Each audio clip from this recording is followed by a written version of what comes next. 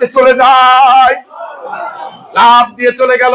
অনেক সময় দেখা যায় মানুষ 20 বছর বেঁচে যা করতে পারে 100 বছর বেঁচেও তা করতে পারে না, ঠিক কিনা? ওসমান হাদি চাইছিল যে সংসদের একটা ছোট্ট দায়িত্ব নিবে, মেম্বার অফ পার্লামেন্ট হয়ে মানুষের কথাগুলি বলবে। এখন ওসমান হাদির কথা 15 লক্ষ মানুষ বলে, ঠিক কিনা? আল্লাহ পাক রব্বুল আলামিন এরকম করে মুআজিজা দেখেন, লাউড এন্ড ক্লিয়ার, বলতে আর কোনো বাধা নাই। আমি আজকে বলবোই। আল্লামা বলতেন, আল্লাহ তার কবর থেকে জান্নাত নসিব করুক, যে বিড়ালের মতো 500 বছর বেঁচে থাকার কোনো লাভ নাই, সিংহর মতো 1 ঘন্টা বাঁচতে যায়, ঠিক কিনা? Loud and clear. আমি সত্য কথা বলি পরিষ্কার। আমার দাদার শত্রু ছিল ইংরেজরা, আমার বাবার শত্রু ছিল পাকিস্তানিরা, আপনার আর আমার যুবকদের শত্রু হলো হিন্দুস্তানরা, ঠিক কিনা? আমার ভাই হাদিকে যারা খুন করেছে সে কোথায় খবর জানেন? আপনারাই ভালো জানেন, আমি বলি নাই। আল্লাহ আমাদের হেফাজত করুক, বলেন আমিন। ভারতের আধিপত্য আমি আমার মাথার উপরে আর দেখতে চাই না।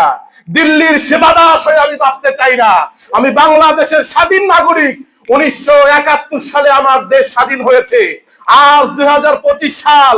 আমি আমার মেধার স্বীকৃতি চাই, আমি আমার কাজের মূল্য চাই, আমি আমার দেশে ফ্লুয়েন্টলি ইসলাম মানুষকে শোনাতে চাই, নির্ভয়ে নির্বিঘ্নে কোরআনের কথাগুলি বলতে চাই।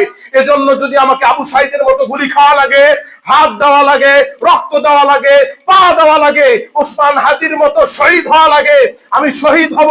দেশের প্রশ্নে, ইসলামের প্রশ্নে শহীদ হওয়ার জন্য রাজি আছি। কারা কারা রাজি আছে দুই হাত উঁচু করে আল্লাহকে দেখা। আল্লাহ আমাদের তৌফিক দান করুক, সবাই বলে আমিন। আপনারা যে পিছনে বসে আছেন কষ্ট পান? কোরআনের কথা শুনলে কষ্ট লাগে?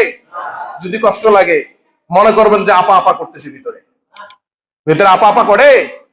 খবরদার, আমি কোন রাজনৈতিক দল করি না, কিন্তু সত্য কথা কোরআন থেকে বলবো না।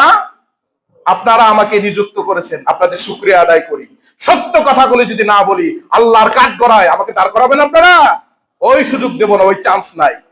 আল্লাহ আমাদের কবুল করেন, বলেন আমিন।